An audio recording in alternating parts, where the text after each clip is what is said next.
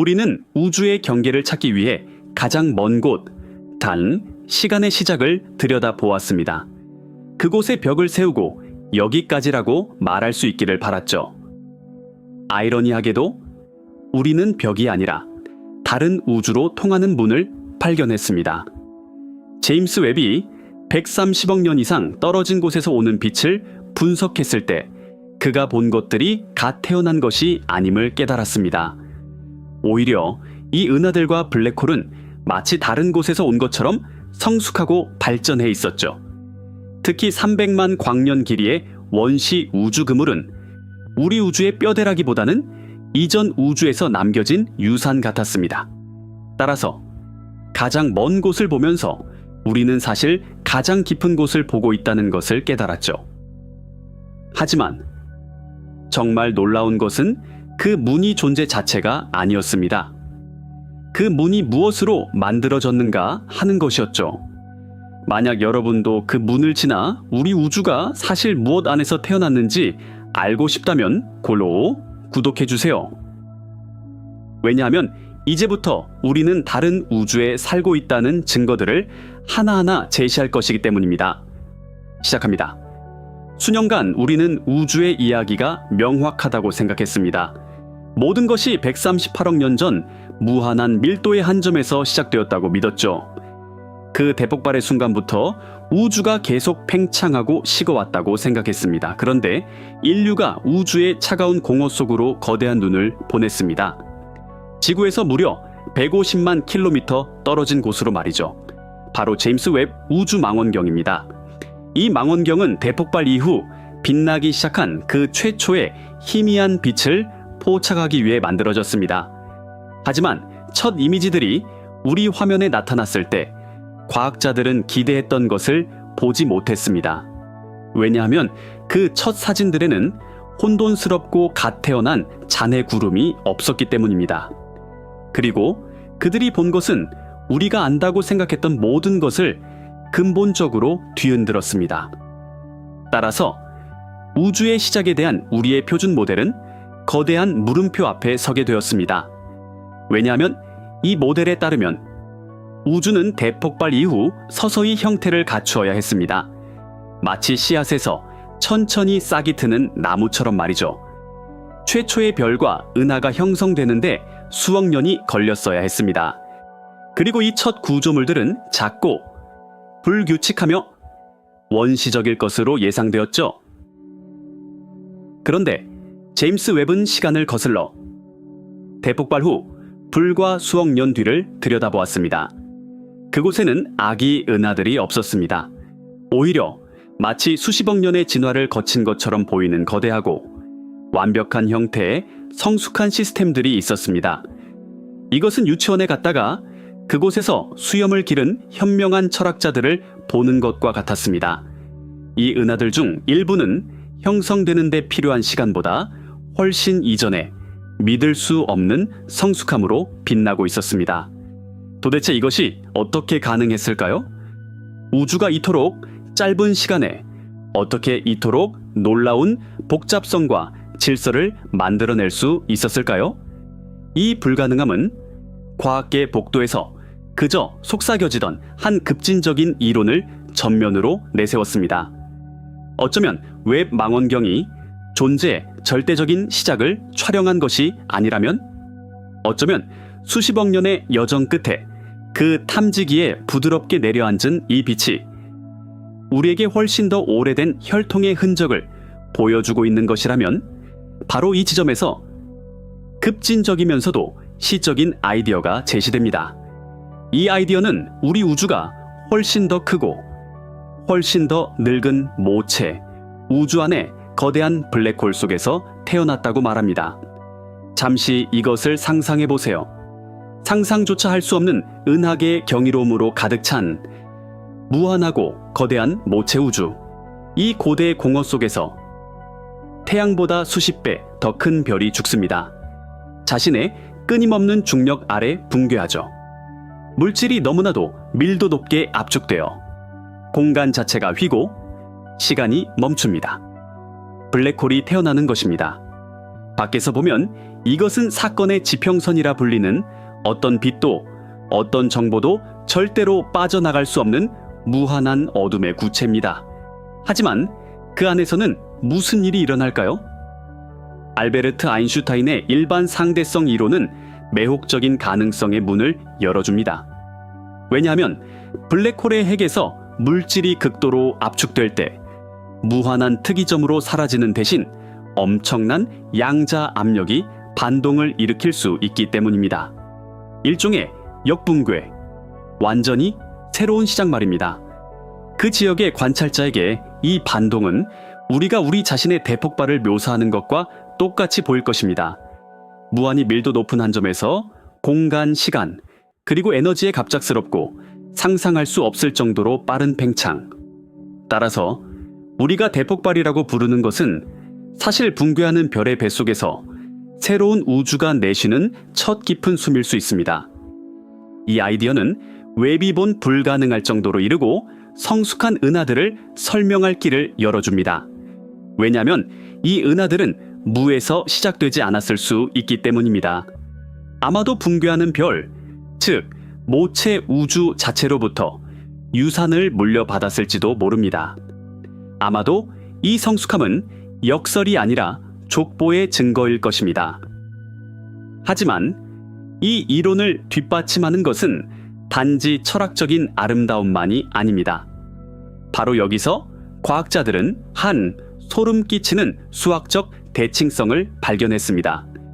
이 발견은 너무나 충격적이어서 처음에는 우연의 일치라고 생각되었죠.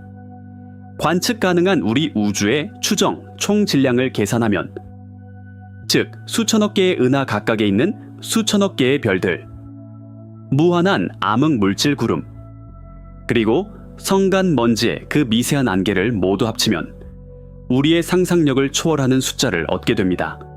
이것은 거대한 숫자입니다. 그런데 이 모든 질량을 담을 만큼 큰 블랙홀이 얼마나 커야 하는지를 계산해보면 그 사건의 지평선의 크기가 관측 가능한 우리 우주의 외부 경계와 정확히 일치한다는 것을 알게 됩니다.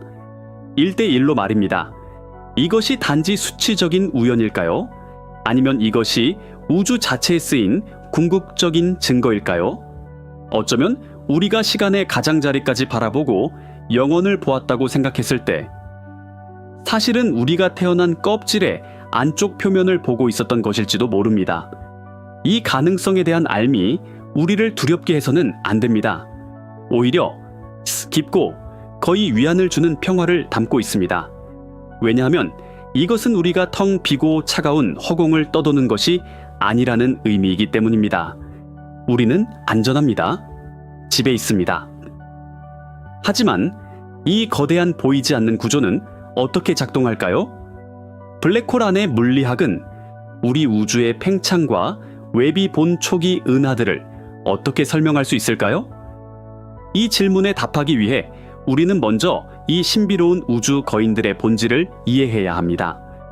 왜냐하면 블랙홀이 우리가 배운 것처럼 단지 파괴적인 괴물이 아니라는 것을 이해해야 하기 때문입니다. 사실 자연의 무한한 지혜와 대칭 속에서 어떤 것도 좀처럼 파괴적이기만 하지는 않습니다. 왜냐하면 우주에서 파괴와 창조는 종종 조용히 돌아가는 같은 동전의 양면이기 때문입니다. 그리고 그 동전의 다른 면에 우리 존재의 비밀이 놓여 있을 수 있습니다. 왜냐하면 나사의 찬드라 X선 관측소나 우리에게 초거대 질량 블랙홀 그림자의 첫 직접적인 이미지를 선사한 놀라운 사건의 지평선 망원경과 같은 고감도 망원경으로 볼 때 우리는 단지 텅 빈 어둠을 보지 않습니다.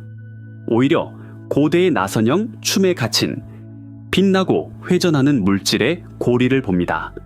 이 물질은 극심한 마찰과 끊임없는 중력으로 수백만 도까지 가열됩니다. 따라서 우리가 무한의 가장자리라고 부르는 그 지점에 도달하기 전에 은하 전체보다 더 밝게 빛납니다. 하지만 정확히 이 경계, 이 사건의 지평선이란 무엇일까요? 하지만 정확히 이 경계, 이 사건의 지평선이란 무엇일까요? 왜냐하면 천문학자들이 사건의 지평선이라고 부르는 것이 물리적인 벽이 아니라는 것을 이해하는 것이 매우 중요하기 때문입니다. 부딪힐 수 있는 단단한 물체가 아닙니다. 돌이나 금속으로 된 장벽이 아닙니다.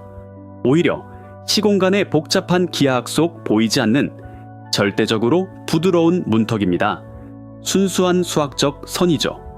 우리 자신의 부드럽고 따뜻한 태양보다 몇 배나 더 무거운 별이 수명이 다해 핵의 해결료를 소진하면 더 이상 자신의 거대한 무게를 바깥으로 지탱할 수 없게 됩니다. 따라서 물질이 안쪽으로 조용하고 극적인 붕괴를 일으키며 무너집니다.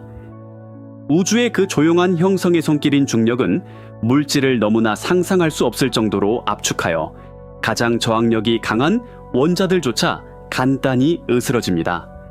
공간 자체가 이 엄청난 질량 밀도에 의해 너무나 강력하게 휘어져 무한히 깊은 계곡처럼 형성됩니다. 그리고 이 계곡에서는 어떤 것도 절대로 어떤 것도 다시는 빠져나갈 수 없습니다. 초속 약 30만 킬로미터의 속도로 진공 속을 움직이는 빛조차도 말입니다. 이것이 물리학이 수십 년 동안 그리운 고전적이고 친숙한 그림입니다. 하지만 이제 이 그림을 이론 우주론의 무한한 상상력으로 확장해 봅시다. 그것을 바람 속의 나무십처럼 부드럽게 뒤집어 봅시다. 사건의 지평선을 넘어 어둠 속으로 뛰어드는 이 모든 정보, 이 모든 응축된 에너지와 물질에게 실제로 무슨 일이 일어날까요? 정말로 무한히 작고 의미 없는 점으로 떨어지는 걸까요? 알려진 모든 물리 법칙이 존재하기를 멈추는 특이점으로 말입니까? 바로 여기서 가장 작은 입자들의 세계를 정의하는 양자역학과 크고 무거운 것을 지배하는 알베르트 아인슈타인의 일반 상대성 이론이 어둠의 심장에서 조용하고 해결되지 않은 충돌 속에 서 있는 것처럼 보입니다. 왜냐하면 우리 시대의 가장 뛰어나고 가장 용감한 지성들 중 일부는 블랙홀 중심의 극심한 중력이 공간을 단지 파괴하는 것이 아니라 그것을 부풀리고 변화를 강요한다고 제안했기 때문입니다. 이상한 무한 특이점에서 끝나는 대신 붕괴하는 압축된 물질은 상상할 수 없는 양자 압력 아래에서 반동합니다. 이 반동, 이 거대한 우주적 도약은 흥미롭게도 물질이 처음에 왔던 동일한 공간에서 일어나지 않습니다. 공간 자체가 안쪽으로 부풀어 올라 새로운 거품을 만들고 완전히 새롭고 독립적인 시공간 영역을 창조합니다. 새로운 우주를 창조합니다. 순수하고 신선한 아기 우주 말입니다. 이 우주는 거대한 모체 우주의 사건의 지평선이라는 뚫을 수 없는 보호막 뒤에서 영원히 안전하고 숨겨져 있습니다. 이 숨막히고 거의 시적인 가설을 잠시라도 사실로 받아들인다면 우리 자신의 우주적 기원의 의미와 본질은 근본적으로 바뀝니다. 왜냐하면 그때 우리가 모든 것의 시작으로 보았던 대폭발은 절대적인 무에서 온 신비로운 폭발이 아니었기 때문입니다. 그것은 이 양자역학적 반동에 빛나는 싹트임이었습니다. 정확히는 우월하고 미지의 현실에서 온 붕괴된 별의 에너지가 새롭고 손대지 않은 텅 빈 공간으로 흘러들어 팽창하기 시작한 바로 그 순간이었습니다. 그리고 바로 이 우아한 이론적 다리 위에서 제임스 웹 우주망원경의 놀랍고 신선한 관측들이 거의 마법처럼 하나로 모입니다. 나사와 ESA의 과학자들은 이 망원경의 민감한 적외선 장비인 니르캠과 미리로 우주 여명에 믿을 수 없는 깊이를 들여다보았습니다. 팽창하는 우주에서 130억 년 이상을 여행한 은하들로부터 오는 빛을 포착했죠. 마침내 우리 망원경 거울에 부딪히기 전에 말입니다. 그리고 그들은 무엇을 발견했을까요? 천문학계를 깊은 침묵 속에서 경악하게 만들었습니다. 왜냐하면 이 발견들은 우주의 기원에 대한 우리의 가장 기본적인 가정들조차 의심하게 만들고 우리를 우리 자신의 존재의 가장 깊은 비밀을 향한 새롭고 흥미진진한 여정으로 이끌었기 때문입니다. 이 속삭임과 이론들은 흥미롭습니다. 하지만 이제 진짜 충격이 옵니다. 왜냐하면 이 이론적 속삭임 너머에는 웹의 황금 거울에서 반사된 구체적이고 충격적인 데이터가 있기 때문입니다. 이 데이터는 단지 이론을 뒷받침하는 것을 넘어 우리에게 우주론 책을 다시 쓰도록 강요하는 놀라운 발견들을 제시합니다. 여기 그 발견들이 있고 바로 그 순간 그들은 JADES-G S-Z1 3-0과 마주쳤습니다. 이 은하는 존재해서는 안 되었습니다. 하지만 그곳에 있었습니다.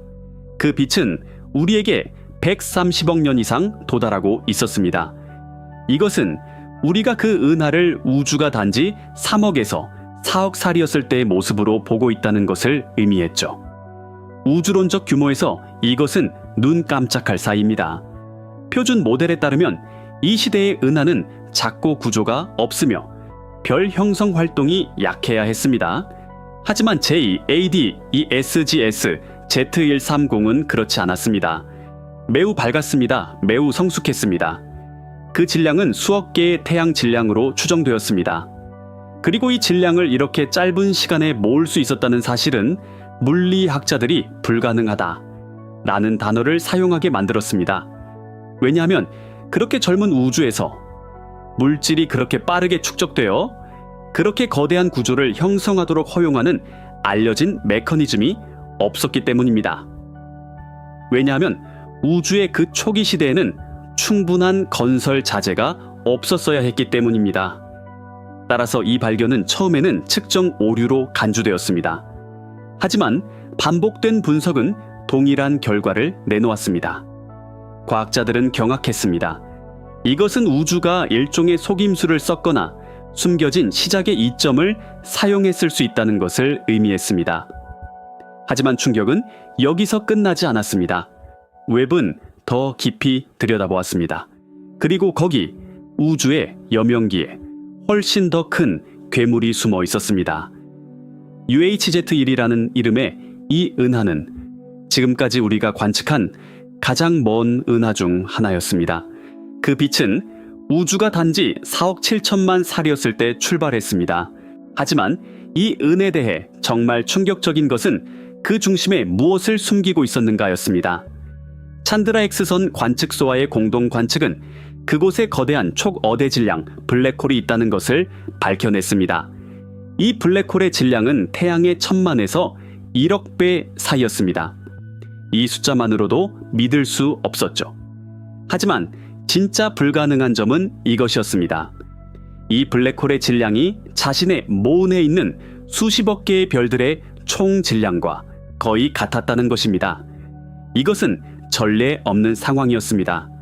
왜냐하면 우리 은하수조차도 중심의 촉어대 질량 블랙홀은 우리 은하 총 질량의 단 0.1%를 차지할 뿐입니다. 그리고 은하수는 발전하는데 130억 년 이상의 시간이 있었습니다. UHZ1의 이 블랙홀은 이토록 짧은 시간에 어떻게 그렇게 거대한 크기에 도달할 수 있었을까요? 이것은 과학에서 무거운 시한 문제로 알려진 역설이었습니다. 블랙홀은 보통 단일 별의 붕괴로 시작하여 가스와 별을 삼키며 수십억 년에 걸쳐 서서히 성장해야 했습니다. 이 과정은 시간이 걸립니다. 하지만 UHZ1의 블랙홀은 이 규칙들을 무시했습니다. 그 존재는 은하 형성의 표준 모델을 완전히 무너뜨렸습니다. 그리고 이제 결정적인 타격이 옵니다. 웹은 단지 성숙한 은하나 거대한 블랙홀만 발견한 것이 아니었습니다.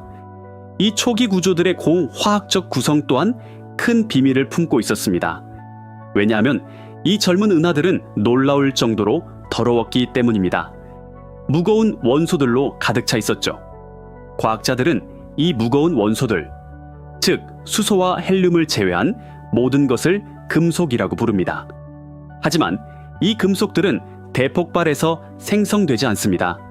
그것들은 별들의 불타는 핵에서 벼려집니다. 별이 수명을 다하고 초신성으로 폭발할 때 이 무거운 원소들을 우주로 흩뿌립니다. 다음 세대의 별과 행성들은 이 풍부해진 물질로 형성됩니다. 이 과정이 여러 번 반복되어야 합니다. 이것은 축적 과정입니다. 따라서 우주의 첫 은하들은 거의 완전히 순수한 수소와 헬륨으로 구성되어 있을 것으로 예상되었습니다. 하지만 웹이 발견한 JADES, 대시-GS, 대시-Z13-0과 같은 은하들은 탄소, 산소, 질소와 같은 원소들의 흔적을 담고 있었습니다. 그리고 예상보다 훨씬 더 높은 양으로 말이죠. 이것은 우주의 첫 몇천 년 동안 우리가 생각했던 것보다 훨씬 더 많은 세대의 별들이 살고 죽었어야 한다는 것을 의미했습니다. 이렇게 짧은 시간 안에 그렇게 많은 별의 생애 주기를 담는 것은 현재의 이론으로는 거의 불가능했습니다. 이것은 우주의 화학적 진화 시계가 우리의 예측을 훨씬 뛰어넘는 속도로 작동하고 있음을 보여주었습니다. 이 결과들은 우주적 족보의 존재를 시사했습니다. 이 은하들은 아마도 무에서 시작되지 않았을 것입니다. 아마도 이전 우주로부터 풍부하게 농축된 유산을 물려받았을 것입니다. 이것은 더 이상 몇몇의 변칙 사례가 아니었습니다. 이것은 우주의 기본 작동 방식에 대한 우리의 이해에 대한 체계적인 도전이었습니다. 이 모든 불가능한 발견들, 거기에 있어서는 안 될 이 은하들, 이 설명할 수 없는 블랙홀들, 그리고 이 초기 화학적 풍요로움을 어떻게 하나로 모을 수 있을까요? 이 발견들은 전체적으로 무엇을 의미할까요? 모두 공통된 지점을 가리키는 것 같습니다. 우주는 우리가 생각했던 것보다 훨씬 더 빨리 성숙했다는 것입니다. 하지만 이 속도를 가능하게 한 엔진은 무엇이었을까요? 이 발견들은 우리를 앞서 언급했던 그 급진적인 아이디어로 다시 데려갑니다. 만약 우리 우주가 블랙홀 안에서 태어났다면 이 초기 구조들의 씨앗은 우리 우주 이전에 존재했던 어떤 곳에서 왔을 수 있습니다. 이것은 더 이상 단지 철학적 사색이 아닙니다. 이것은 웹의 데이터가 우리를 밀어붙이는 가능성입니다. 하지만 이 이론을 구체적인 증거로 뒷받침하기 위해서는 단지 이 초기 괴물들을 보는 것만으로는 충분하지 않습니다. 우리는 우주의 가장 큰 구조도 이해해야 합니다. 모든 것을 하나로 묶는 그 보이지 않는 뼈대를 말입니다. 그래서 과학자들은 망원경을 우주 여명기의 거대한 구조로 돌렸습니다.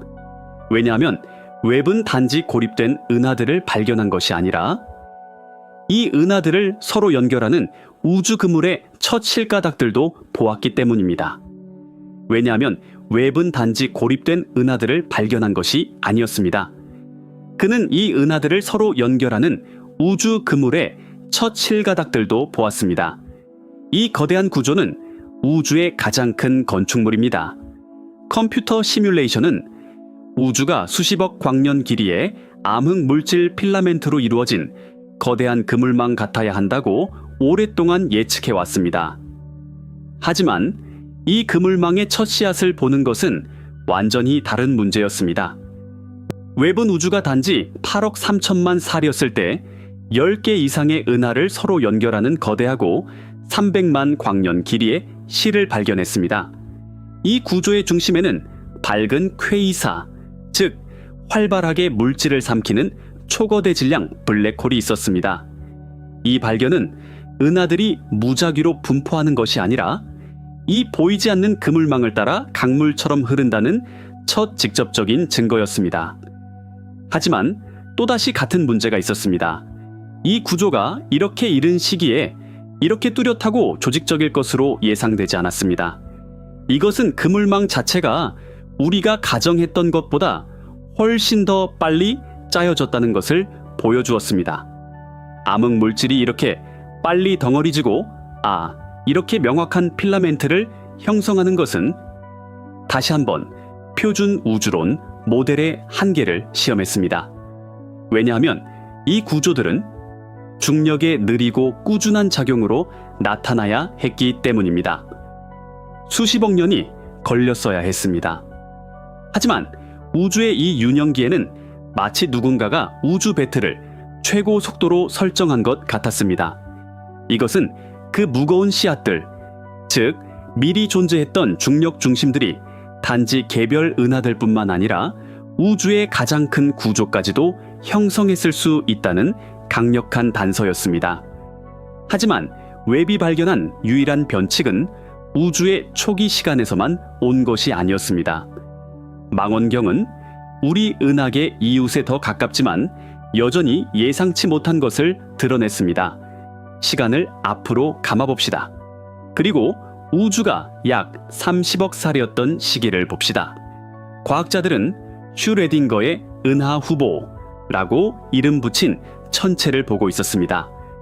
이 이름은 그 기묘한 이중적 본성에서 유래했습니다. 왜냐하면 멀리서 보면 두 개의 다른 은하가 충돌한 결과처럼 보였기 때문입니다. 하지만 웹의 날카로운 눈이 더 깊이 들여다보았을 때 완전히 다른 이야기가 드러났습니다. 이것은 두 개의 분리된 은하가 아니었습니다. 단 하나의 은하였습니다. 하지만 어쩐지 동시에 두 개의 다른 거리에 있는 것처럼 보였습니다.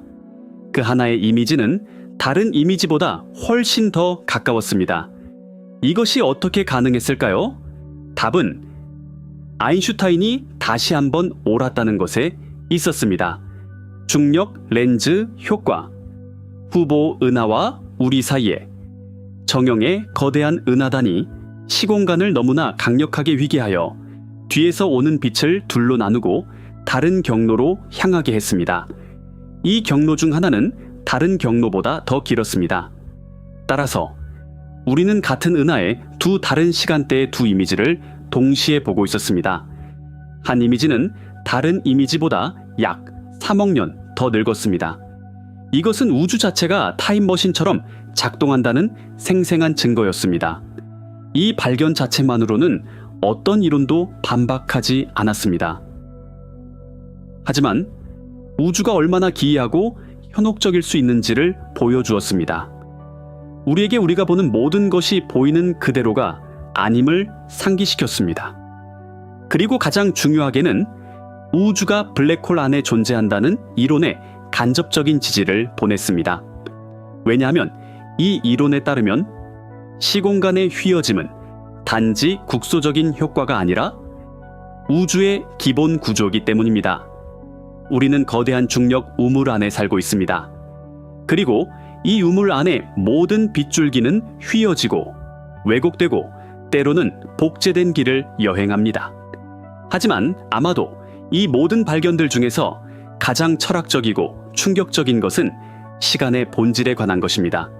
왜냐하면 이 초기 은하들과 블랙홀들이 모체 우주에서 온 씨앗들로 형성되었다면 이것은 대폭발이 절대적인 시작이 아니라는 것을 의미하기 때문입니다. 우리의 시간 화살표가 이전이 있는 사건에서 비롯되었음을 보여줍니다. 물리학자 리 스몰린이 제안한 우주론적 자연 선택 이론은 한 걸음 더 나아갑니다. 스몰린에 따르면 우주들은 블랙홀을 통해 번식합니다. 한 우주에서 더 많은 블랙홀이 형성될수록 그 우주는 더 많은 아기 우주를 만듭니다. 그리고 이 아기 우주들은 모체 우주의 기본 물리 상수를 약간의 변이와 함께 물려받습니다. 이것은 생물학적 진화와 매우 흡사합니다. 생명에 적합한 우주들, 즉 많은 수의 블랙홀을 생산하는 우주들은 더 많은 자손을 갖게 됩니다. 그렇다면 한 우주가 많은 블랙홀을 생산하기 위해서는 무엇이 필요할까요? 많은 양의 거대 질량별이 필요합니다. 그리고 이 별들이 존재하기 위해서는 중력 상수, 핵력, 그리고 다른 기본 상수들이 믿을 수 없을 정도로 정밀하게 조정되어야 합니다. 만약 조금이라도 달랐다면 별들은 아예 형성되지 않거나 블랙홀을 형성하지 못하고 바로 붕괴했을 것입니다. 이 이론에 따르면 우리 우주가 생명에 이토록 완벽하게 조정된 것은 우연이 아닙니다. 왜냐하면 우리 우주는 수많은 세대에 걸쳐 블랙홀 생산에 가장 성공적이었던 우주 혈통에서 나왔기 때문입니다. 우리는 가장 적합한 자가 살아남는 우주적 진화 나무의 한 가지입니다. 웹이 발견한 불가능한 초기 구조들은 이 이론의 첫 간접적인 증거일 수 있습니다. 왜일까요? 그것들은 우리 우주가 정말로 부모가 있었고 그로부터 시작의 이점을 물려받았다는 것을 보여주는 우주적 화석일 수 있습니다. 이 일은 성숙은 역설이 아니라 족보의 증거입니다. 이 모든 결과들이 모여 혁명적인 그림을 만듭니다. 성숙한 은하들, 거대한 블랙홀들, 초기 화학적 풍요로움, 그리고 미리 조직된 우주 그물 모두 같은 방향을 가리킵니다. 우리의 표준 모델은 불완전합니다.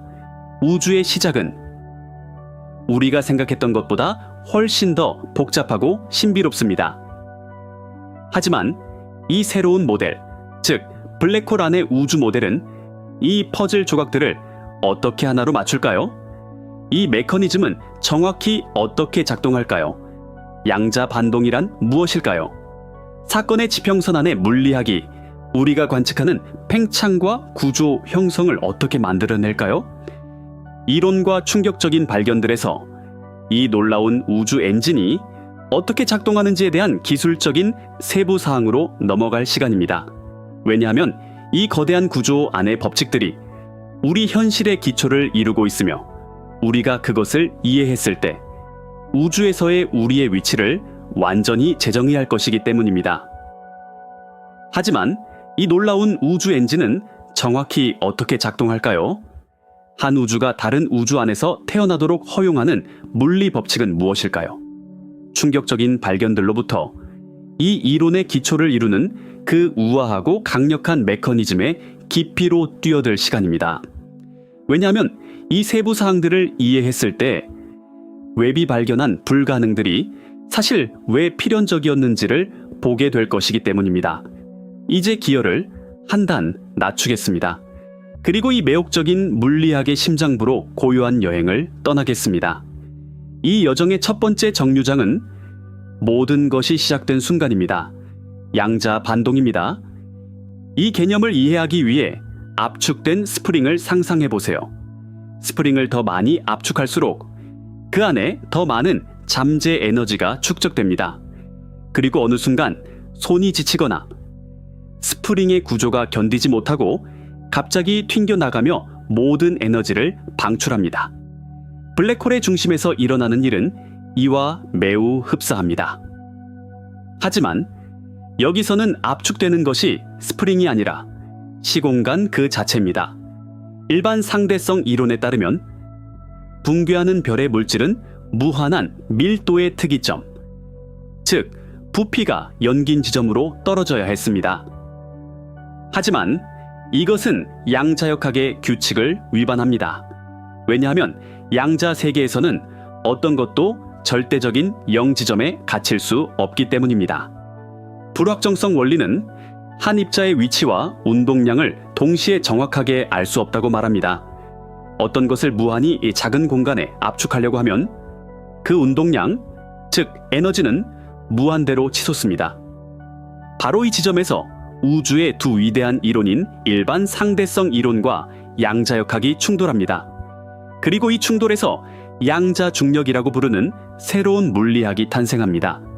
이 새로운 물리학에 따르면 물질이 플랑크 밀도라는 믿을 수 없는 한계에 도달하면 중력은 밀어내는 힘으로 변합니다. 이것은 세제곱미터당 약 5.1 곱하기 10의 96 제곱킬로그램의 밀도에 해당합니다. 이것은 우리가 알고 있는 중력의 본성과는 완전히 상반됩니다. 하지만 이 극단적인 조건에서 시공간의 구조는 더 이상 압축되는 것에 저항하기 시작합니다. 이 엄청난 양자 압력은 붕괴를 멈추고 그것을 역전시킵니다. 마치 풀려난 압축 스프링처럼 말이죠. 이 반동은 우리가 대폭발이라고 인식하는 것을 촉발합니다. 하지만 이것은 무에서 온 폭발이 아닙니다. 이것은 이전 우주에서 온 물질과 에너지가 새로운 시공간 거품 속에서 재배열되는 것입니다. 이 메커니즘은 웹이 발견한 무거운 시한 문제를 우아하게 해결합니다. 왜냐하면 새로운 우주는 0에서 시작하지 않기 때문입니다. 붕괴하는 별, 즉 모체 우주의 밀도 요동과 기본 특성을 물려받습니다. 이것은 마치 부모의 유전 코드를 물려받은 갓 태어난 아기와 같습니다. 이 우주적 DNA는 새로운 우주의 구조를 처음부터 형성합니다. 따라서 웹이 본 거대한 초기 은하들과 블랙홀들은 사실 우리 우주보다도 더 오래된 구조들의 메아리입니다. 그것들은 모체 우주의 화석입니다. 하지만 이 메커니즘은 단지 초기 구조들을 설명하는 데 그치지 않습니다. 우리 우주의 가장 기본적인 특징 중 하나인 우주론적 적색 편의에도 빛을 비춥니다. 이 개념은 우주 팽창의 가장 기본적인 증거입니다. 마치 우리에게서 멀어지는 구급차의 사이렌 소리가 더 낮은 즉 더 낮은 주파수로 들리는 것처럼 우리에게서 멀어지는 은하들에서 오는 빛도 색 스펙트럼의 붉은 쪽으로 이동합니다. 그 이유는 우리 사이의 공간이 팽창하면서 빛의 파장이 늘어나기 때문입니다. 천문학자들은 Z로 표시되는 적색 편이 값을 측정하여 은하가 얼마나 멀리 있고 얼마나 빨리 멀어지는지를 계산할 수 있습니다.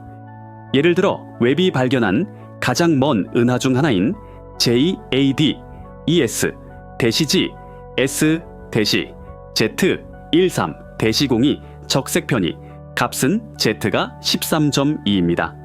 이것은 그 은하에서 온 빛의 파장이 우주의 팽창으로 인해 원래 길이의 14배 이상 늘어났다는 것을 의미합니다. 표준 모델에서 이 팽창은 대폭발의 초기 추진력의 결과입니다. 하지만 블랙홀 우주 모델에서는 이 팽창 뒤에 훨씬 더 지속적이고 역동적인 과정이 있습니다. 이 모델에 따르면 우리가 살고 있는 아기 우주는 모체 우주 안의 블랙홀입니다. 그리고 이 블랙홀은 모체 우주로부터 계속해서 물질과 에너지를 삼키고 있습니다. 마치 소용돌이가 물을 빨아들이는 것처럼 말이죠. 블랙홀이 더 많은 질량을 삼킬수록 그 사건의 지평선은 더 커집니다. 바로 이 사건의 지평선의 지속적인 성장이 내부의 우리 관찰자들에게는 우리 우주의 팽창으로 인식됩니다. 따라서 적색 편의는 단지 과거 폭발의 희미한 메아리가 아닙니다. 그것은 모체 우주에서 우리 우주로 향하는 지속적인 물질과 에너지 흐름의 생생한 순간적인 증거입니다. 이 메커니즘은 표준 모델이 설명하기 어려워하는 또 다른 관측에도 빛을 비춥니다. 가속 팽창입니다. 관측 결과 우주의 팽창이 느려지는 것이 아니라 오히려 가속되고 있음이 밝혀졌습니다. 이 신비로운 가속에 암흑 에너지라는 이름이 붙었습니다. 블랙홀 모델에서 이 가속은 우리 블랙홀이 모체 우주로부터 먹이를 먹는 속도가 증가하는 것으로 설명될 수 있습니다. 이것은 우리를 또 다른 중요한 기술적 세부 사항으로 이끕니다. 바로 홀로그래피 원리입니다. 이 원리는 양자 중력 이론의 가장 놀랍고 심오한 결과 중 하나입니다. 간단히 말해 이 원리는 3차원 공간의 모든 정보가 그 공간을 둘러싼 2차원 표면에 암호화될 수 있다고 말합니다. 마치 신용카드 위에 홀로그램이 3차원 이미지의 정보를 2차원 표면에 담고 있는 것처럼 말이죠. 이 아이디어는 처음에 블랙홀의 정보 역설을 해결하려는 시도에서 나왔습니다. 어떤 것이 블랙홀에 떨어졌을 때 그것이 가진 정보, 예를 들어 질량, 스핀, 구성 성분이 사라질까요? 양자역학은 정보가 결코 파괴될 수 없다고 말합니다. 홀로그래피 원리는 이 정보가 사라지는 것이 아니라 블랙홀의 사건의 지평선, 즉 그 2차원 표면에 저장된다고 제안합니다. 이제 이 원리를 우리 우주에 적용해 봅시다. 만약 우리 우주가 정말로 거대한 블랙홀의 내부라면 우리의 3차원 현실, 높이, 너비, 깊이은 우리 우주를 둘러싼 거대한 사건의 지평선이라는 2차원 표면에 투영된 홀로그램일 수 있습니다. 우리 별 은하 행성, 심지어 우리의 생각까지도 그 우주적 표면에 암호화된 정보의 3차원 투영일 수 있습니다. 이것은 공상과학처럼 들릴 수 있습니다. 하지만 수학적으로는 일관성이 있습니다. 이 메커니즘은 우리 우주의 몇 가지 기본 특징을 놀라운 방식으로 설명합니다. 예를 들어 우주의 총 정보 내용은 부피가 아니라 표면적에 비례하는 것으로 보입니다. 이것은 정확히 홀로그래피 원리가 예측하는 바입니다. 이 모델은 또한 웹의 결과와도 일치합니다. 왜냐하면 우리의 3D 현실이 2D 표면에서 투영된다면 그 표면에서의 정보 흐름이 우리 우주의 구조 형성에 직접적인 영향을 미치기 때문입니다. 모체 우주에서 우리 블랙홀로 떨어지는 새로운 물질과 에너지는 사건의 지평선 위에 홀로그래피 필름에 새로운 정보를 추가합니다. 그리고 이 새로운 정보는 우리 우주에서 새로운 구조, 즉 초기 은하와 별들로 나타납니다. 이것은 무거운 씨앗이 어떻게 나타났는지에 대한 물리적 메커니즘을 제공합니다. 그것들은 모체 우주에서 기원하여 우리 우주에 홀로그래피적으로 투영된 정보 덩어리입니다. 이것은 또한 우주가 왜 그렇게 조직적이고 네트워크화되어 보이는지를 설명합니다. 왜냐하면 모든 것이 단일한 기본 정보 표면에서 비롯되기 때문입니다. 하지만 이 홀로그래피 투영은 우리의 시간과 공간 인식을 어떻게 바꿀까요?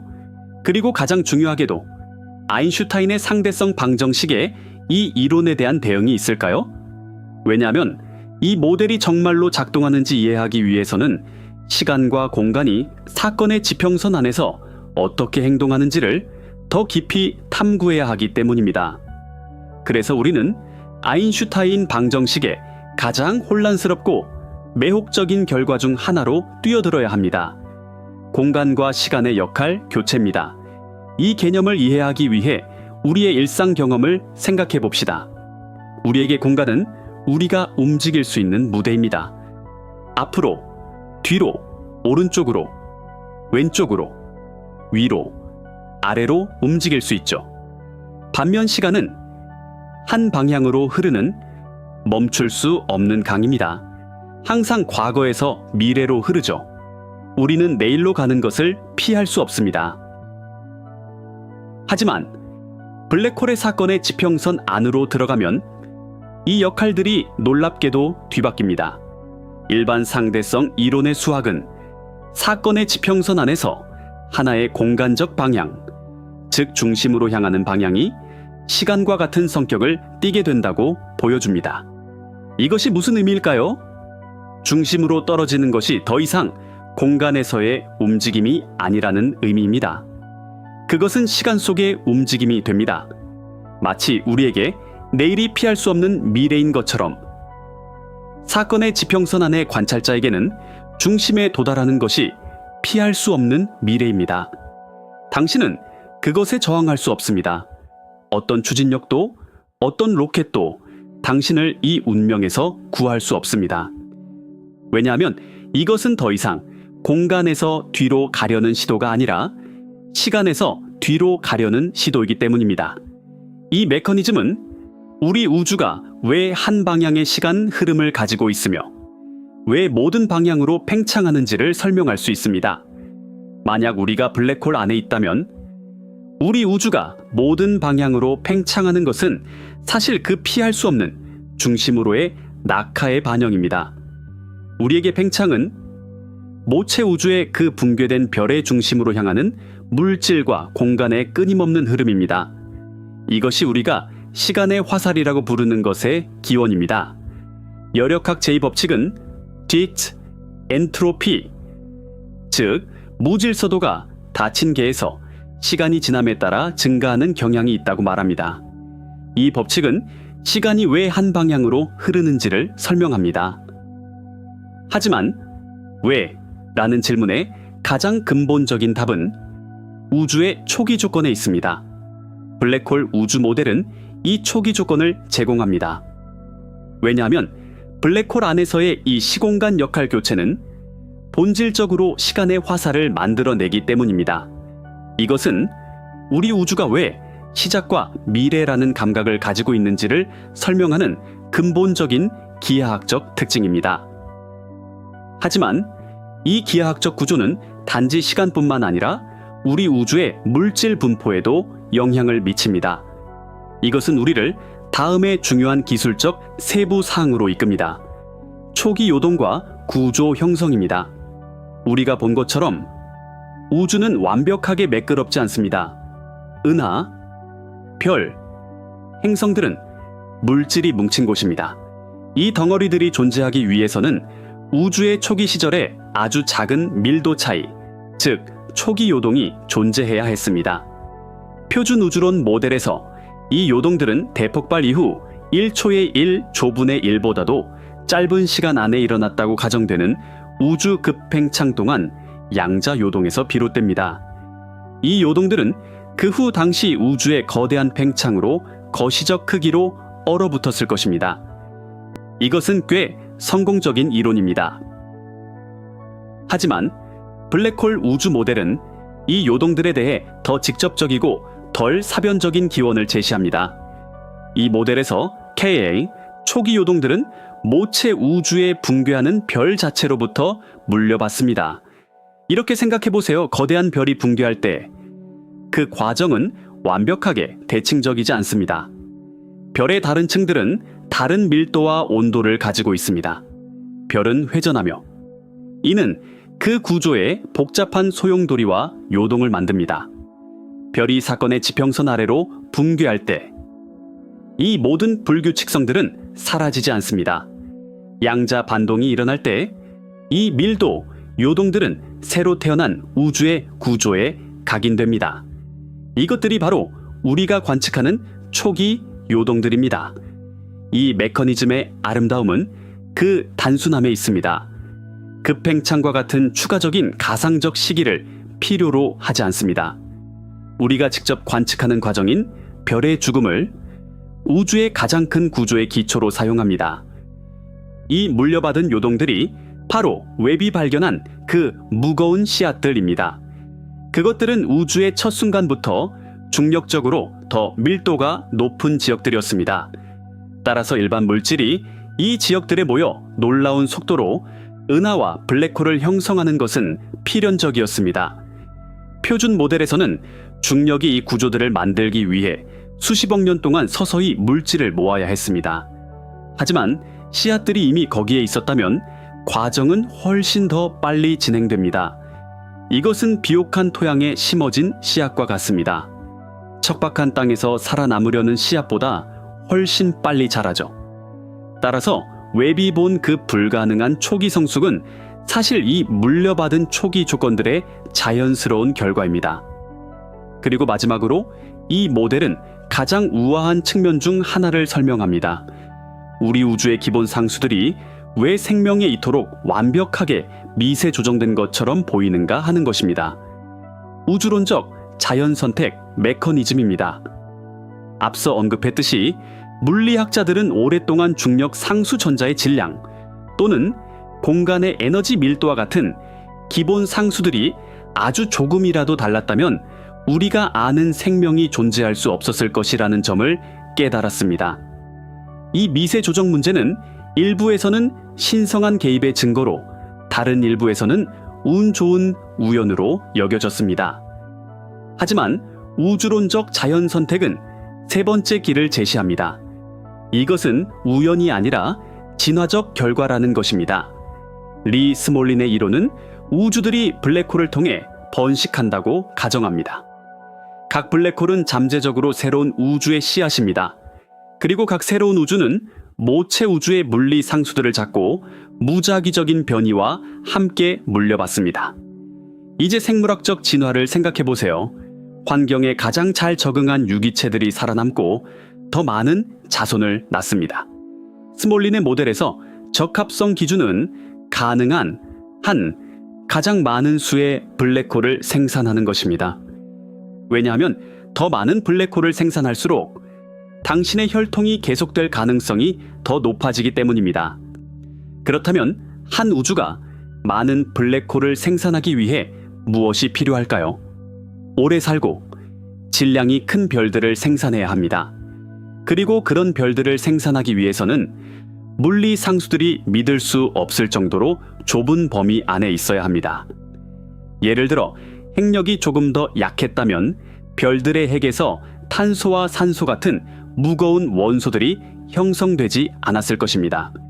이것은 행성과 생명을 위한 원자재가 없다는 것을 의미했을 것입니다. 중력이 조금 더 강했다면 별들은 너무 빨리 타버려 블랙홀을 형성하기 전에 붕괴했을 것입니다. 따라서 블랙홀 생산을 극대화하는 물리 상수들은 동시에 생명의 존재에 필요한 복잡한 화학과 오래 사는 별들을 지지하는 상수들입니다.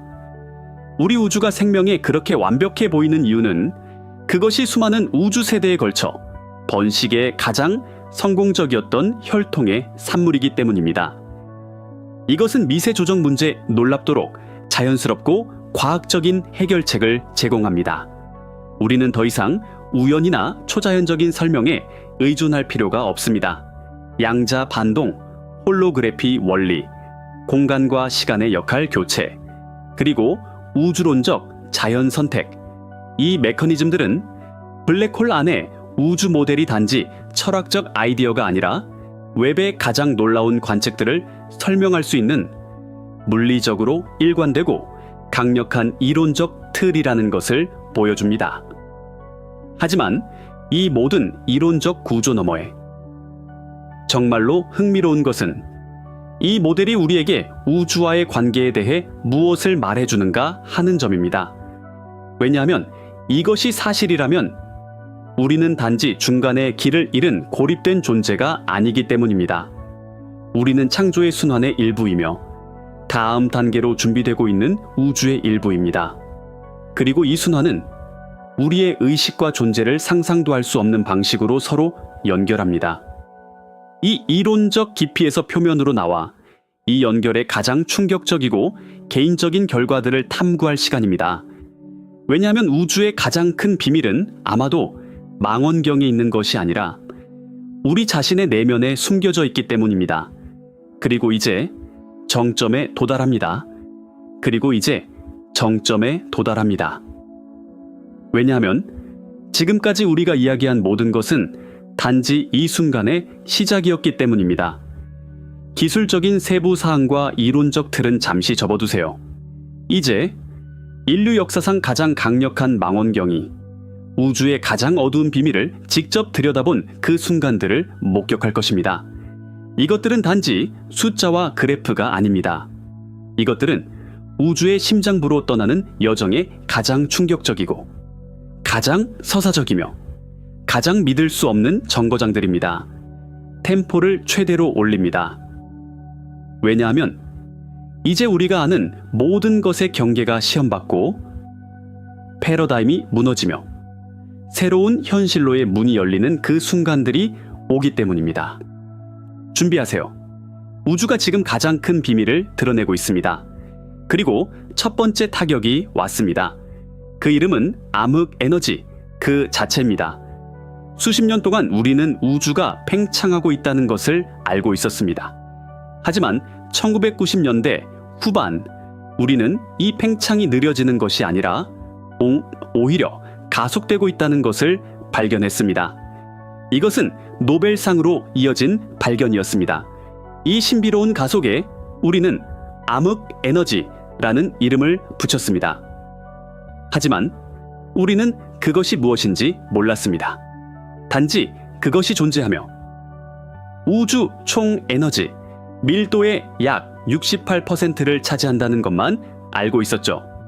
이것은 믿을 수 없는 비율이었습니다. 우주의 대부분이 우리가 볼 수도 만질 수도 이해할 수도 없는 무언가로 이루어져 있었던 것입니다. 하지만 블랙홀 우주 모델은 이 암흑 에너지에 대해 혁명적인 설명을 제시합니다. 이 모델에 따르면 암흑 에너지는 우리 우주 밖 모체 우주에서 일어나는 과정의 직접적인 결과입니다. 이렇게 생각해 보세요. 우리 우주는 모체 우주 안에 거대한 블랙홀입니다. 그리고 이 블랙홀은 정적이지 않습니다. 모체 우주로부터 끊임없이 물질과 에너지를 삼키고 있죠. 이것이 블랙홀의 사건의 지평선을 성장시킵니다. 바로 이 성장이 우리 우주의 팽창으로 인식되는 것입니다. 그렇다면 가속은요? 이 모델에서 가속은 사건의 지평선 성장률의 증가입니다. 즉, 우리 블랙홀이 모체 우주로부터 더 많은 영양분을 공급받는 것입니다. 이것은 암흑 에너지를 신비에서 벗어나게 합니다. 더 이상 신비롭고 미지의 힘이 아닙니다. 중력과 블랙홀 동역학의 자연스러운 결과가 됩니다. 이것은 두 다른 우주 사이의 물리적 상호작용의 증거입니다. 우리 우주의 팽창 속도는 모체 우주의 동역학에 의해 결정됩니다. 이것은 단지 이론이 아닙니다. 이것은 관측으로 시험할 수 있는 주장입니다. 왜냐하면 이것이 사실이라면 우주의 팽창률은 시간이 지나도 일정하지 않고 모체 우주의 사건들에 따라 변해야 하기 때문입니다. 이것은 우주론의 지진을 일으켰습니다. 왜냐하면 갑자기 우리 우주의 운명이 단지 그 안에 물질뿐만 아니라 우리가 결코 직접 볼 수 없는 외부 현실에도 달려있다는 생각이 떠올랐기 때문입니다. 이것은 과학자들이 암흑 에너지를 이해하기 위해 망원경을 단지 밖으로뿐만 아니라 안으로 블랙홀의 물리학으로 향하게 만들었습니다. 하지만 충격은 여기서 끝나지 않았습니다. 왜냐하면 블랙홀 모델은 단지 우주의 팽창뿐만 아니라 우주가 왜 그렇게 평평하게 보이는지도 설명했기 때문입니다. 이 평탄성 문제는 우주론의 가장 큰 수수께끼 중 하나입니다. 우리의 관측은 우주의 기하학이 상상할 수 있는 가장 단순한 기하학인 유클리드 기하학, 즉 평평한 표면에 믿을 수 없을 정도로 가깝다는 것을 보여줍니다. 우주의 임계의 밀도 값인 오메가가 1에 너무나 가까워서 이것은 우연일 수 없습니다. 만약 오메가 값이 대폭발 후 단 1초 만에 1에서 단지 10의 마이너스 15 제곱만큼만 벗어났다면 우주는 이미 자체적으로 붕괴했거나 은하가 결코 형성될 수 없을 정도로 빠르게 팽창했을 것입니다. 이것은 연필을 수십억 년 동안 끝으로 세워두려는 것과 같은 미세 조정입니다. 표준 모델은 이 문제를 우주 급팽창 이론으로 해결합니다. 왜냐하면 이 이론에 따르면 우주는 초기 순간에 믿을 수 없는 속도로 팽창하여 어떤 초기 곡률도 평평하게 만들었기 때문입니다. 이것은 부풀린 풍선 표면이 작은 영역에서 평평하게 보이는 것과 같습니다. 하지만 블랙홀 모델은 또다시 더 간단하고 더 자연스러운 설명을 제공합니다. 이 모델에 따르면 우리 우주는 4차원 모체 우주 안에 3차원 블랙홀의 사건의 지평선 위에 있는 막 브레인일 수 있습니다. 4차원 블랙홀의 사건의 지평선의 기하학은 본질적으로 3차원이며 평평합니다. 이것은 복잡한 수학적 계산의 결과입니다. 따라서 우리 우주의 평탄함은 어떤 미세 조정이나 추가적인 급팽창 시기를 필요로 하지 않습니다. 그것은 단지 우리가 태어난 구조의 근본적인 기하학적 특징일 뿐입니다. 우리는 거대한 4차원 구의 표면에 살고 있습니다. 그리고 구의 표면은 국소적으로 항상 평평하게 보입니다. 이 아이디어는 과학계의 큰 흥분을 불러일으켰습니다. 왜냐하면 우리의 3차원 우주가 사실은 더 높은 차원의 현실의 일부일 수 있다는 첫 구체적인 단서를 제공했기 때문입니다. 이것은 더 이상 이론 물리학자들의 장난감이 아니라 관측으로 검증될 수 있는 가설이었습니다. 그리고 이것은 우주의 구조를 이해하기 위해 단지 천문학뿐만 아니라 끈 이론과 같은 더 이국적인 분야에도 눈을 돌려야 한다는 것을 보여주었습니다. 이것은 패러다임의 전환이었습니다. 우리가 인식하는 분리된 사물과 사건들로 구성된 3차원 세계입니다. 하지만 이것은 단지 표면일 뿐입니다. 이 명시적 질서는 더 깊고 더 근본적인 현실인 내재적 질서에서 펼쳐지거나 투영됩니다. 내재적 질서는 모든 것이 서로 얽혀있고 잠재력으로 가득 찬 영역입니다. 마치 홀로그램의 각 부분이 전체의 정보를 포함하는 것처럼 내재적 질서의 모든 점도 우주 전체를 포함합니다. 이 모델에 따르면 우리의 개별 의식은 내재적 질서에서 펼쳐진 하나의 소용돌이입니다. 마치 강이 소용돌이처럼 말이죠. 소용돌이는 분리된 것처럼 보입니다. 자신만의 모양과 동역학을 가지고 있죠. 하지만 실제로는 강 그 자체 외에 아무것도 아닙니다. 단지 강이 한순간에 국소적인 표현일 뿐입니다. 따라서 당신의 의식, 나의 의식, 우리 모두는 그 하나의 보편적인 내재적 질서의 다른 표현들입니다. 우리는 분리된 파도처럼 보일 수 있습니다. 하지만 우리 모두는 같은 바다의 일부입니다. 이것은 개별성이 환상이라는 의미일까요? 아닙니다. 이것은 개별성이 전체성의 한 표현이라는 의미입니다. 당신은 우주가 자신을 경험하는 독특한 방식입니다. 당신은 그 무한한 바다의 독특한 파도입니다. 그리고 이것은 의식을 다시 한번 단지 뇌에서 일어나는 일이 아니게 만듭니다. 그것을 우주의 가장 근본적인 구조에 위치시킵니다. 이것은 의식이 단지 우주를 이해하는 도구가 아니라 그것의 의미를 창조하는 의식적인 참여자라는 것을 의미합니다. 하지만 이 모든 철학적 깊이 너머에 아마도 가장 중요한 질문이 하나 더 남아 있습니다. 이 지식은 우리에게 책임을 부여하는가? 만약 우주가 자신을 이해하는 메커니즘이 우리라면 우리는 이 이해를 어떻게 사용해야 하는가? 이것은 우리를 더 이상 우리가 무엇인지에 대한 것이 아니라 우리가 무엇이 되어야 하는지에 대한 영역으로 이끕니다. 왜냐하면 우주의 다음 단계는 우리가 취할 다음 단계에 달려 있을 수 있기 때문입니다. 따라서 이 지식은 단지 이해가 아니라 깊은 책임이기도 합니다. 그리고 이제 이 책임이 무엇을 의미하는지 탐구할 시간입니다.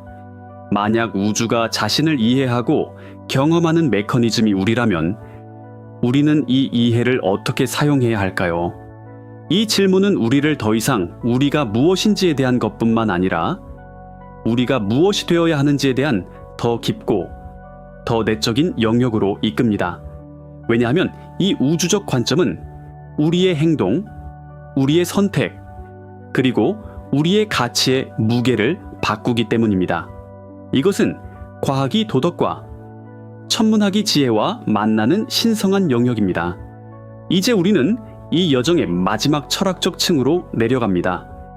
그리고 이 층에서 우리는 우주의 비밀이 우리 자신의 인간성의 가장 깊은 비밀과 어떻게 얽혀 있는지를 발견할 것입니다.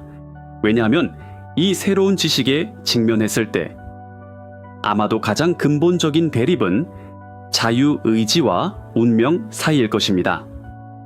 한편으로는 모든 것이 서로 연결되어 있고 잠재적으로 미리 정해져 있다고 생각하게 만드는 블록 우주와 양자 얽힘 구조가 있습니다. 만약 과거, 현재, 미래가 동시에 존재하고 모든 입자가 다른 입자와 보이지 않는 끈으로 연결되어 있다면 우리의 개인적인 선택이 정말로 의미가 있을까요? 아니면 우리는 단지 대사를 모르는 채 우주적 시나리오를 연기하는 배우일 뿐일까요? 모든 행동, 모든 결정이 미리 정해진 운명의 일부라는 이 생각은 인간의 영혼에 압도적인 부담이 될 수 있습니다. 이것은 비극적인 사실입니다. 왜냐하면 살인자의 운명이 살인자가 되는 것이고 영웅의 운명이 영웅이 되는 것이라면 칭찬과 비난이 무슨 의미가 있는지 의문을 제기하기 때문입니다. 책임은 어디서 시작하고 끝나는가? 이것은 우리의 자유를 박탈당한 느낌, 꼭두각시가 된 느낌을 만듭니다. 이것은 존재의 가장 깊은 두려움 중 하나입니다. 통제권이 우리에게 없다는 사실, 바다 위의 나무십처럼 우리의 진로를 결정할 힘 없이 떠다니는 느낌입니다. 하지만 또다시 그 아름다운 하지만이 옵니다. 네, 우주의 구조는 특정 규칙과 연결을 따를 수 있습니다. 하지만 존 휠러의 참여 우주 아이디어는 우리에게 이 시나리오에서 수동적인 배우가 아니라는 것을 상기시킵니다. 오히려 이 시나리오의 저자는 우리입니다. 양자역학은 시스템이 관찰될 때까지 가능성의 구름 속에 존재한다고 말합니다. 관찰 행위는 이 가능성들 중 하나를 현실로 붕괴시킵니다. 우리의 의식은 이 관찰을 수행하는 메커니즘입니다. 따라서 네 시나리오는 있을 수 있습니다. 하지만 어떤 장면이 연주될지, 어떤 대사가 말해질지를 결정하는 것은 우리의 관찰, 우리의 의식, 우리의 선택입니다. 이것은 우리에게 놀라운 힘과 책임을 줍니다. 운명은 미리 쓰인 책이 아닙니다. 수많은 잠재적 이야기로 가득 찬 도서관입니다. 그리고 매 순간 우리는 어떤 책을 읽을지 선택합니다. 자유의지는 선택의 부재가 아니라 선택지 사이에서 선택할 수 있는 능력입니다. 당신도 이 역설의 한가운데에 서 있습니다. 당신도 인생에서 사건들이 통제 불능이라고 운명의 희생자라고 느꼈을 수 있습니다. 하지만 동시에 당신은 매일 수백 수천 개의 작은 결정을 내립니다. 무엇을 먹을지, 무엇을 말할지, 누구에게 친절하게 대할지, 이 결정들은 사소해 보일 수 있습니다. 하지만 사실 그것들은 당신이 우주의 구조에 새기는 서명입니다. 각 선택은 양자 가능성의 바다에 파문을 일으키고 현실을 특정 방향으로 밀어냅니다. 따라서 운명의 무게에 짓눌리지 마세요. 대신 당신의 선택의 힘을 깨달으세요. 왜냐하면 당신의 자유의지는 우주가 자신을 창조하는 가장 근본적이고 가장 강력한 도구이기 때문입니다. 하지만 이 창조 과정은 우리를 또 다른 깊은 대립 고통과 아름다움 사이에 그 섬세한 균형으로 이끕니다. 한편으로는 우주의 무관심과 잔인함이 있습니다. 자연재해, 질병 상실, 그리고 죽음. 이것들은 삶의 피할 수 없는 부분입니다. 우주는 우리의 행복이나 고통에 관심이 없어 보입니다.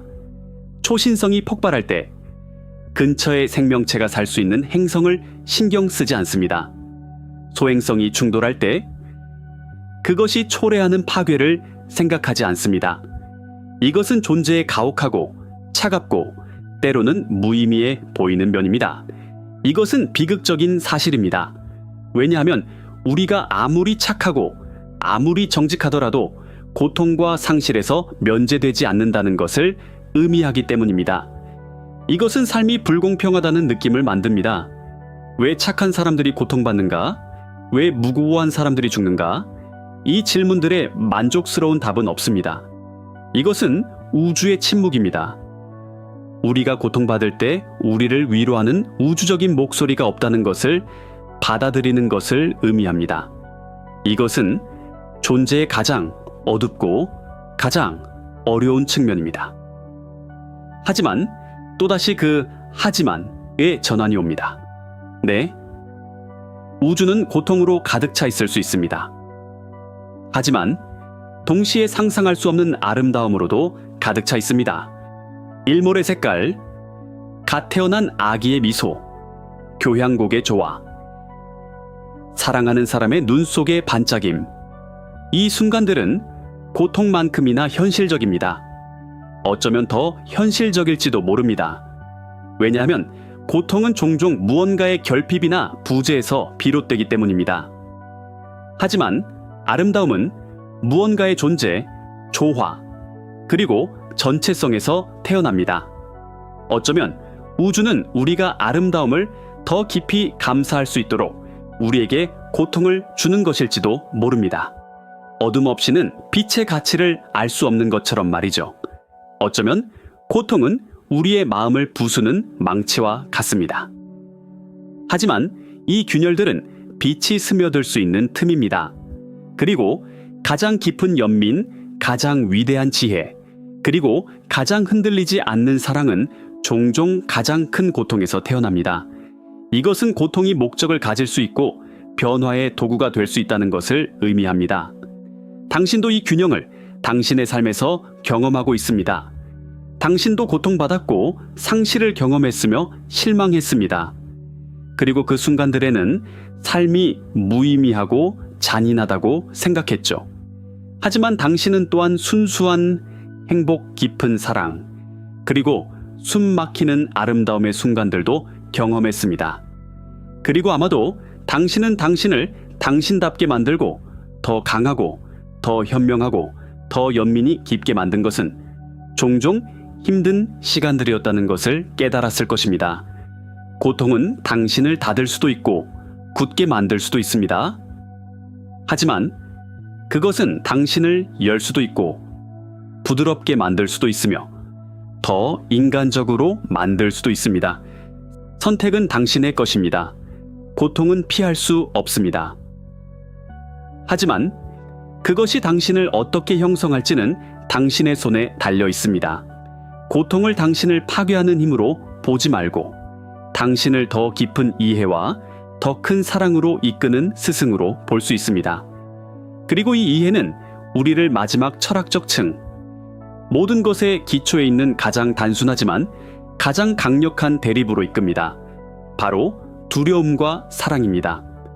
그리고 이 이해는 우리를 마지막 철학적 층, 모든 것의 기초에 있는 가장 단순하지만 가장 강력한 대립으로 이끕니다. 두려움과 사랑. 한편으로는 미지의 것에 대한 통제력 상실에 대한 죽음에 대한 그리고 무의미함에 대한 원초적인 두려움이 있습니다. 이 두려움은 우리의 생존 본능의 일부입니다. 우리를 위험으로부터 보호하죠.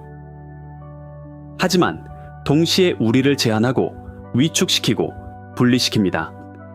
두려움은 벽을 쌓습니다. 다른 사람들을 타자로 보게 만듭니다. 우리를 이기적이고 방어적으로 만듭니다. 우주의 광대함과 무관심은 이 두려움을 키울 수 있습니다. 무의 공포, 고독의 공포, 고통의 공포. 이것은 존재의 어두운 면입니다. 이것은 비극적인 사실입니다. 왜냐하면 두려움에 지배되는 삶은 살지 않은 삶이기 때문입니다. 끊임없이 최악을 예상하고 자신의 잠재력을 결코 완전히 발휘하지 못하며 다른 사람들과 진정한 관계를 맺지 못하는 것을 의미합니다. 두려움은 영혼의 감옥입니다. 그리고 이 감옥의 벽은 종종 우리 자신의 생각에 의해 세워집니다. 삶을 일련의 위협으로 보고 모든 구석에 위험이 도사리고 있다고 생각하는 것을 의미합니다. 끊임없는 불안과 불신의 상태에서 사는 것을 의미합니다. 하지만 마지막으로 한 번 더 그 멋진 하지만이 옵니다. 네, 두려움은 현실입니다. 하지만 그것보다 더 현실적이고 더 근본적이며 더 강력한 감정이 있습니다. 사랑. 사랑은 연결하려는 욕망입니다. 이해하고 연민을 베풀고 하나가 되려는 본능입니다. 두려움이 벽을 쌓는 동안 사랑은 다리를 놓습니다. 두려움이 분리시키는 동안 사랑은 통합합니다. 두려움이 나라고 말하는 동안 사랑은 우리라고 말합니다. 그리고 우리가 이 여정에서 배운 모든 것은 우주의 근본적인 본성이 분리가 아니라 연결이라는 것을 보여줍니다. 양자 얽힘, 홀로그래피 원리, 모든 것이 같은 근원에서 비롯되었다는 사실. 이 모든 것은 사랑이 우주의 근본 법칙이라는 물리적인 단서입니다. 사랑은 단지 감정적인 상태가 아닙니다. 그것은 우주의 기초에 있는 그 통합된 장의 반영입니다. 우리가 사랑을 느낄 때 우리는 사실 우주의 근본적인 본성과 공명하는 것입니다. 당신도 끊임없이 이 두 힘 사이에서 선택을 합니다. 매일, 매 순간. 논쟁에서 이기는 것, 두려움과 이해하는 것, 사랑. 중 어느 것을 선택합니까? 낯선 사람을 돕는 것, 사랑과 그를 무시하는 것, 두려움 중 어느 것을 선택합니까? 자신을 비판하는 것, 두려움과 자신에게 연민을 베푸는 것, 사랑 중 어느 것을 선택합니까? 이 선택들이 당신의 성격과 삶의 방향을 결정합니다. 그리고 이 새로운 우주적 관점은 우리가 이 선택을 하는데 도움을 줄 수 있습니다. 만약 우리 모두가 같은 전체의 일부라면 서로를 해치는 것은 사실 자신을 해치는 것입니다. 만약 우리 모두가 서로 연결되어 있다면 다른 사람을 돕는 것은 사실 자신을 돕는 것입니다. 우주를 이해하는 것은 궁극적으로 더 잘 사랑하는 법을 배우는 것입니다. 자유, 의지와 운명, 고통과 아름다움, 두려움과 사랑. 이 깊은 철학적 대립들은 우리에게 블랙홀 안에서 사는 것이 무엇을 의미하는지에 대한 지도를 제공합니다. 이것은 단지 과학적인 모델이 아니라 삶의 철학이기도 합니다. 하지만 이 철학을 완전히 내면화하기 위해서는 한 걸음 더 나아가야 합니다. 정신적 이해에서 마음의 지혜로의 전환입니다. 이 모든 지식을 가져와 우리 일상의 구조에 어떻게 짜 넣을지를 발견하는 것입니다. 왜냐하면 이 여정의 마지막 정거장은 외부 우주가 아니라 내부 우주이기 때문입니다. 그리고 그 내부 우주에 우주의 가장 큰 비밀이 숨겨져 있습니다. 따라서 이 여정의 마지막 정거장은 외부 우주가 아니라 내면의 공간입니다. 이것은 정신적 이해에서 마음과 영혼의 깊은 지혜로 넘어가는 순간입니다. 왜냐하면 진정한 기술은 이 모든 과학적 지식과 철학적 사유를 가져와 우리 일상의 구조에 어떻게 짜 넣을지를 발견하는 것이기 때문입니다. 우주의 리듬과 조화를 이루며 사는 기술이죠. 그리고 이제 이 마지막이자 가장 깊은 층에서 우리는 우리 우주적 존재의 가장 개인적이고 가장 변화를 이끌며 가장 희망적인 결과들을 살펴볼 것입니다. 왜냐하면 우주가 우리에게 속삭이는 가장 큰 비밀은 우리 내면의 잠재력을 어떻게 해방시킬 것인가 관한 것이기 때문입니다. 이 잠재력을 이해하기 위해 우리는 아마도 가장 근본적인 대립, 즉 정체와 운동 사이의 대립에 직면해야 합니다. 한편으로는 우주의 근본에 있는 무한하고 역동적인 움직임이 있습니다. 원자핵 주위를 도는 전자들의 지칠 줄 모르는 춤, 별 주위를 도는 행성들의 정교한 궤도, 우주 공간에서의 은하들의 장엄한 회전. 우주는 결코 멈추지 않는 끊임없는 움직임 속에 있습니다. 다른 한편으로는 편안함, 안전, 그리고 정체에 대한 우리의 욕구가 있습니다. 우리는 변화를 두려워합니다. 습관에 집착합니다. 우리의 삶이 예측 가능하고 통제 가능하기를 원합니다. 이것은 움직임과 변화가 필연적인 우주에서 흐름을 거슬러 노를 젓는 것과 같습니다. 이것은 비극적인 사실입니다. 왜냐하면 변화에 저항하는 것은 궁극적으로 고통과 실망으로 이어지기 때문입니다. 아무것도 그대로 머물지 않습니다. 관계는 변합니다. 우리 몸은 늙어갑니다. 세상은 우리 주위를 돕니다. 이 흐름에 저항하는 것은 우리의 에너지를 소모하고 우리를 경직시킵니다. 강 한가운데 있는 바위가 되려는 것과 같습니다. 강은 결국 바위를 침식시키고 모양을 바꾸며 제 갈 길을 갈 것입니다. 이 저항은 삶의 자연스러운 흐름에 대한 전쟁입니다. 그리고 이길 수 없는 전쟁이죠. 하지만 또다시 그 아름다운 하지만이 옵니다. 네, 변화는 피할 수 없습니다. 하지만 이것이 우리가 바람에 날리는 나무잎처럼 흔들려야 한다는 의미는 아닙니다. 이것은 우리가 강과 함께 춤추는 법을 배울 수 있다는 의미입니다. 거대한 파도를 타는 서퍼처럼 우리는 변화의 에너지를 성장하고 배우고 변화하기 위해 사용할 수 있습니다. 우주의 움직임은 위협이 아니라 기회입니다. 모든 변화는 새로운 시작, 새로운 가능성, 새로운 모험의 잠재력을 품고 있습니다. 정체는 죽음이고 움직임은 삶 그 자체입니다. 이 새로운 우주적 관점은 우리에게 모든 것이 서로 연결되어 있고 끊임없는 흐름 속에 있다는 것을 보여줍니다. 따라서 변화를 적으로 보는 대신 그것을 우주가 우리와 대화하는 방식으로 볼 수 있습니다. 그것은 우리에게 어디서 유연해야 하는지, 어디서 과거를 놓아주어야 하는지, 그리고 어디로 나아가야 하는지를 속삭이는 안내자입니다. 당신도 이 대립을 당신의 삶에서 경험하고 있습니다. 당신도 때로는 변화에 저항하고 익숙함에 안전한 항구에 피신합니다. 하지만 동시에 당신의 가장 큰 성장의 순간들, 가장 잊을 수 없는 경험들은 종종 당신의 안락한 영역을 떠나 미지의 세계로 발을 내디뎠을 때였다는 것도 알고 있습니다. 따라서 삶이 당신에게 다음 변화의 파도를 보낼 때 두려움에 뒷걸음치지 마세요. 대신 서퍼처럼 깊은 숨을 쉬세요. 균형을 잡고 그 파도 위로 올라타세요.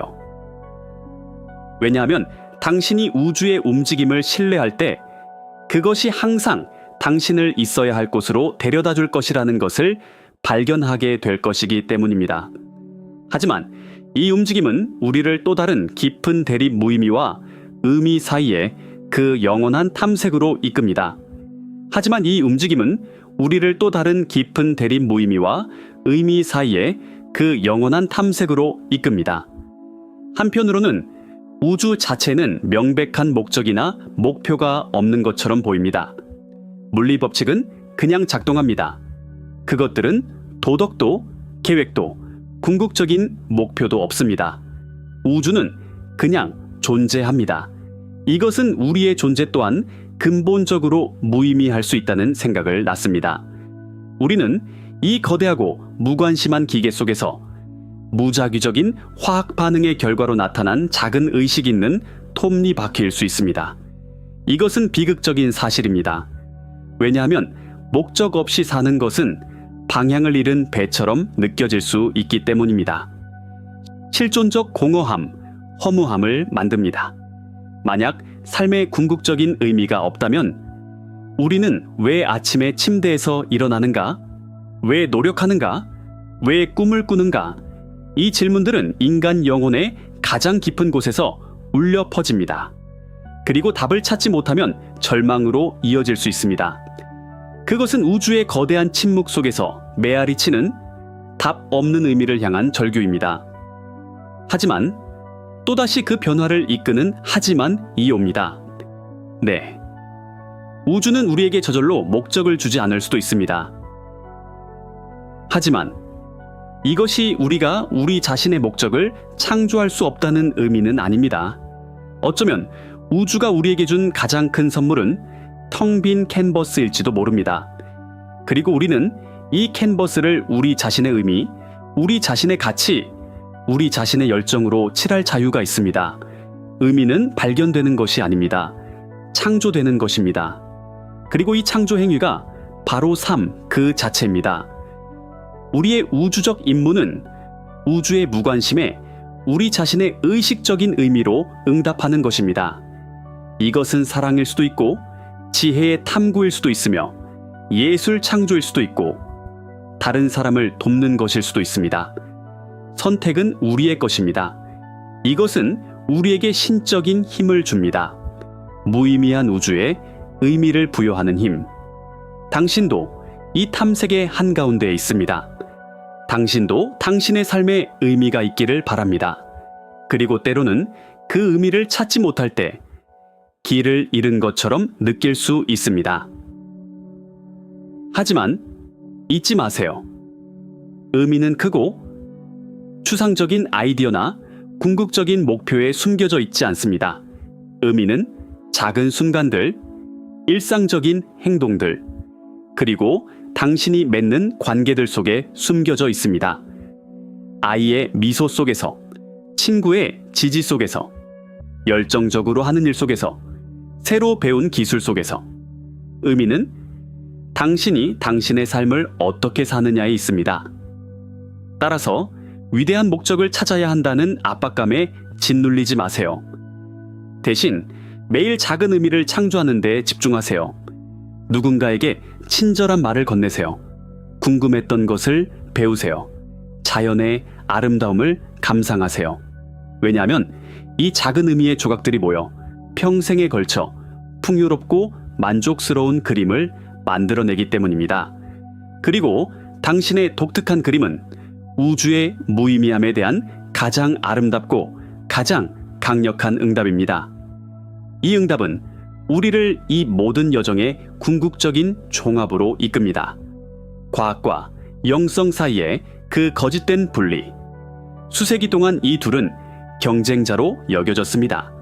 과학은 이성, 증거, 그리고 물질 세계의 영역으로 간주되었습니다.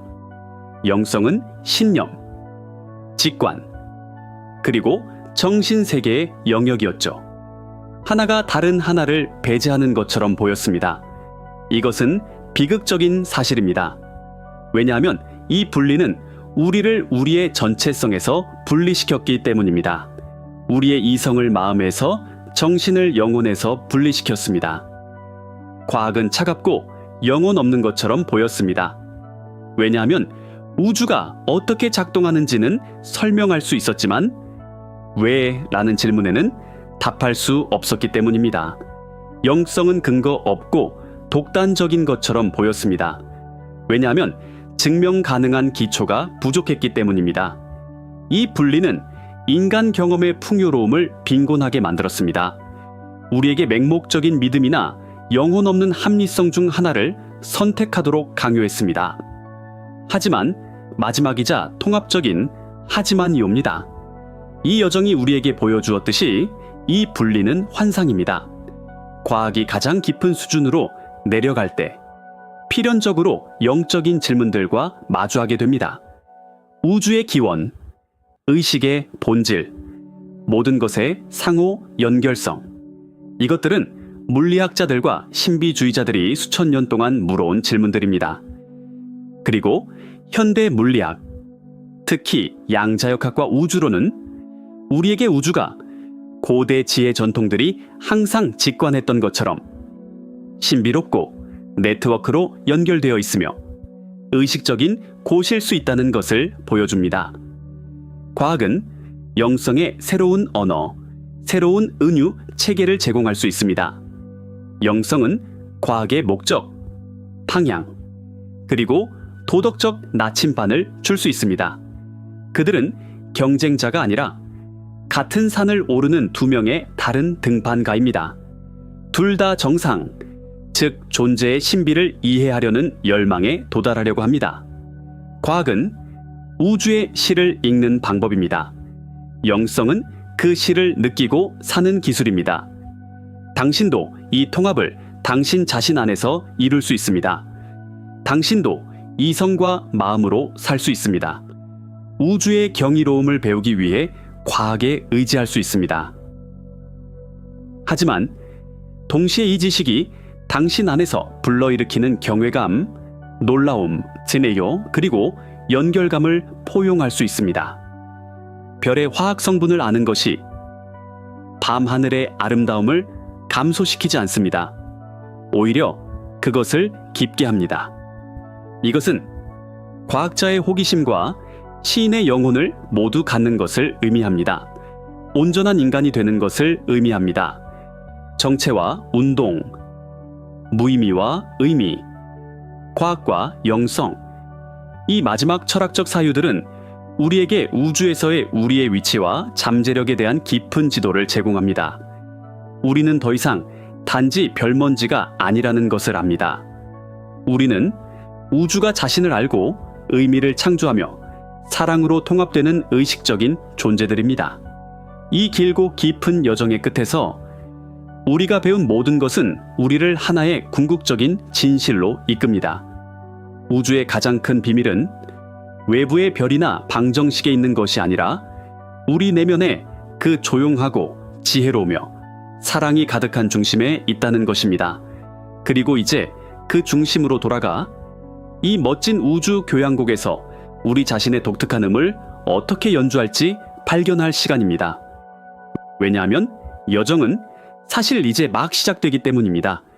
이 길고 깊은 여정에서 우리는 아마도 거대한 블랙홀에 보호받는 자궁 속에서 살고 있으며 모든 것이 보이지 않는 끈으로 서로 연결되어 있음을 이해했습니다.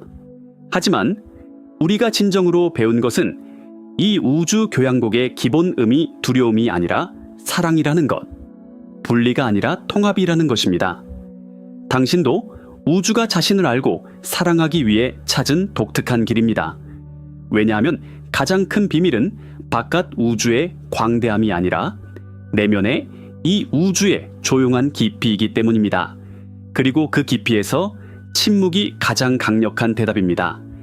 이 여정에서 우리는 우주가 거대한 블랙홀일 수 있다는 것을 보았습니다. 하지만 여러분에게 말하지 않은 것이 하나 있습니다.